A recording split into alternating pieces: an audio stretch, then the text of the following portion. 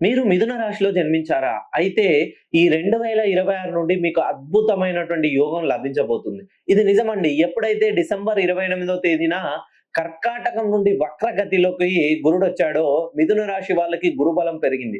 గురుబలం పెరిగిందనగానే ఈ 6 మాసాల్లో మీరు నేను చెప్పినటువంటి 3 విషయాల్లో విజయం సాధిస్తారు. ఎవరైతే విదేశాల్లో చదువు కోసం ప్రయత్నిస్తున్నారో, ఉద్యోగం కోసం ప్రయత్నిస్తున్నారో, ఇక్కడి నుండి విదేశాలకు వెళ్ళాలనే ఆలోచనను ఈ మకర సంక్రాంతి రోజున నుంచెల్లి ప్రారంభించండి. ఆర్థికంగా నూతన క్రయ విక్రయాలు జరుపుకోవాలనుకున్న రుణ బాధలు మెయిన్‌గా అప్పులు పెరిగిపోతున్నాయి, లోన్‌లు పెరిగిపోతున్నాయి, వడ్డీలు పెరిగిపోతున్నాయి.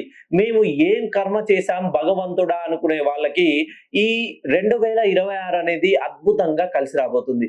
మీరు మీ చేతి గుండా ఇచ్చిన డబ్బులు తిరిగి రాకుండా ఉండడం, మీరు ఎప్పుడు ఆరోగ్యపరమైనటువంటి సమస్యలతో వేధించబడుతుంటే ఒక్కసారి మీరు మిథున రాశిలో పునర్వసు నక్షత్రంలో జన్మిస్తే, ఆరుద్ర, మృగశిర నక్షత్రాల్లో జన్మించినట్లయితే ఒక్కసారి నన్ను పర్సనల్ గా గాని ఫోన్ కాల్‌లో గాని కలిసే ప్రయత్నం చేయండి. మీ జీవితంలో ఏదో ఒక లోపం ఉంటేనే ఇటువంటివి సంఘటనలు మీ జీవితంలో చవిచూస్తున్నాయి.